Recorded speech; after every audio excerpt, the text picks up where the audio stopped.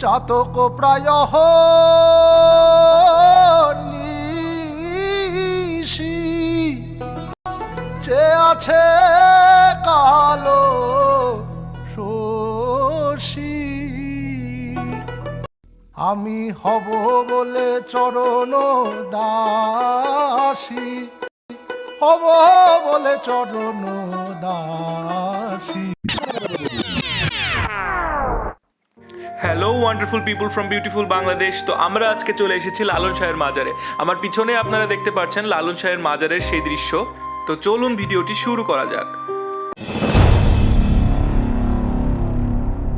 লালন শাহের মাজার বা লালনের আখড়া হচ্ছে বাউল সম্রাট লালনের কবরস্থান এবং এই কবরকে কেন্দ্র করে তৈরি হওয়া একটি মাজার।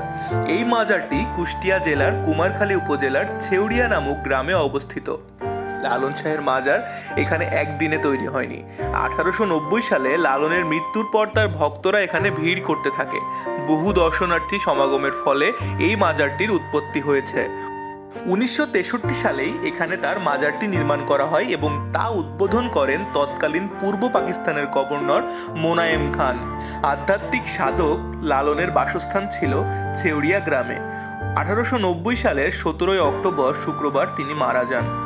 তিনি এই ছেউড়িয়াতেই স্থানীয় ও ভক্তদের দীক্ষা দিতেন। তিনি প্রতি বছর শীতের সময় এখানে মহোৎসবের আয়োজন করতেন। এই উৎসবে সহস্রাধিক ভক্তের আগমন ঘটত। এখানে তারা বাউল গান ও দেহতত্ত্ব নিয়ে আলোচনা করতেন। তার মৃত্যুর পরেও ভক্তরা প্রতি বছর এই আলোচনার জন্য এখানে ভিড় করত। এভাবেই এখানে একটি আখড়া তৈরি হয়। তার প্রিয় ভক্তদের কবরও এইখানেই দেওয়া হয়েছে। এভাবেই এই স্থানের জনপ্রিয়তা দিন দিন বৃদ্ধি পেয়েছে। 1963 সালেই এখানে তার বর্তমান মাজারটি নির্মাণ করা হয়। 2004 সালে এখানে আধুনিক মানের অডিটোরিয়াম সহ একাডেমিক ভবন নির্মাণ করা হয়।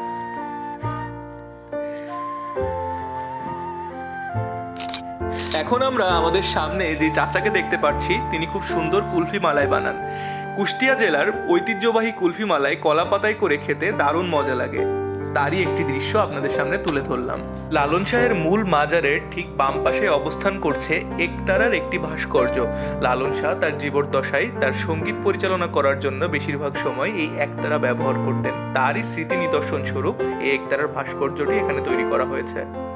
লালন শাহের মূল মাজারের ডান পাশে আমরা দেখতে পাচ্ছি ভিডিওতে পূর্বে উল্লেখিত সেই অডিটোরিয়াম হল এবং লালনের একটি বিখ্যাত চিত্রকর্ম। এখন আমরা আমাদের চোখের সামনে যে কালো টাইলসে আচ্ছাদিত যে সমাধিগুলো বা যে কবরগুলো দেখতে পাচ্ছি, সেগুলো আর কারো নয়, বরং লালন শাহের নিকটতম যে শিষ্যরা রয়েছে এবং তার নিকটাত্মীয় বা নিকটজনদের যে কবরগুলা বা নিকটজনদের যে সমাধিগুলা, সেগুলো আমরা এখানে দেখতে পাচ্ছি লালন শাহের মাজারে। ভিতরে রয়েছে, এর ভিতরেই যে দরজাটি রয়েছে সেই দরজাটির মধ্যেই রয়েছে লালন শাহের কবর।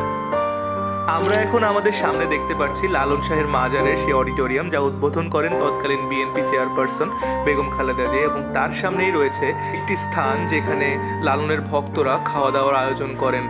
এখন আমরা লালন শাহের মাজারের যে মূল আকর্ষণ লালনের যে আখড়া, সেই আখড়ার যে সঙ্গীত পরিবেশন তা দেখতে চলেছি।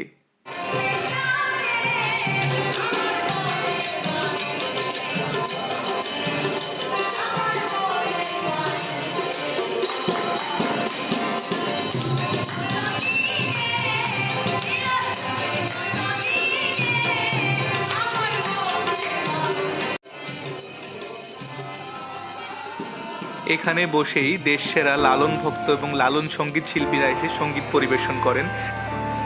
এই মুহূর্তে আমরা প্রবেশ করেছি লালন শাহের মাজারের মধ্যস্থিত লালনের জাদুঘরে। আমাদের সামনে যে বর্ষি বয়সী দরজাটি আপনারা দেখতে পাচ্ছেন তা লালন শাহের ব্যবহৃত, এবং আমাদের সামনে এখন আমরা দেখতে পাচ্ছি একটি কাঠের লালন শাহের মূর্তি, এবং এই পুরো জাদুঘরটি জুড়েই দেয়ালে কিছু চিত্রকর্ম তুলে ধরা হয়েছে, যার মধ্যে লালন শাহের বিভিন্ন কর্মকাণ্ড এবং লালন শাহের কিছু ভক্ত, কিছু শিষ্যদের ছবি তুলে ধরা হয়েছে।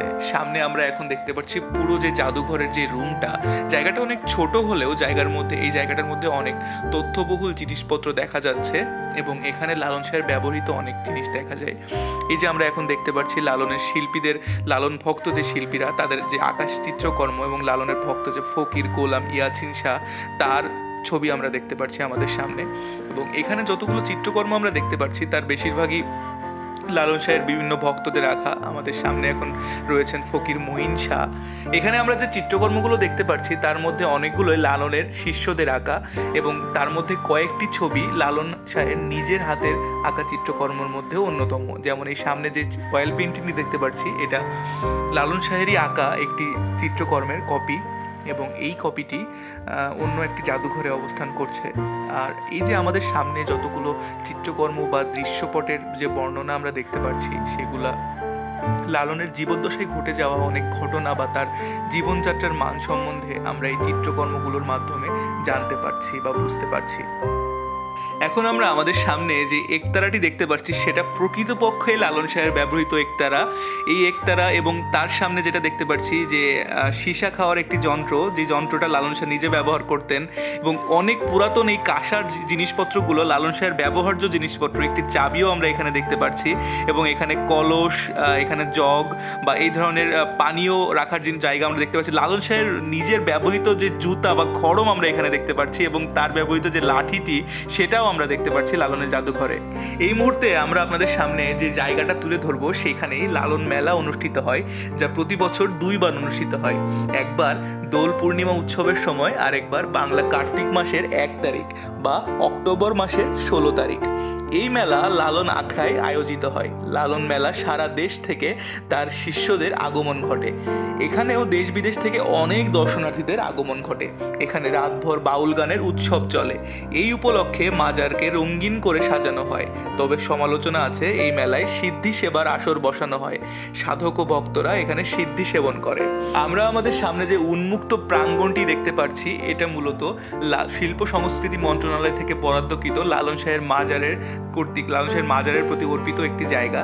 এই জায়গাটি অনেক উন্মুক্ত, এবং এখানে সাধারণত চটপটি বা ফুচকা এই ধরনের কিছু খাবার, মুখরোচক খাবার এখানে পাওয়া যায় সন্ধ্যা হলেই।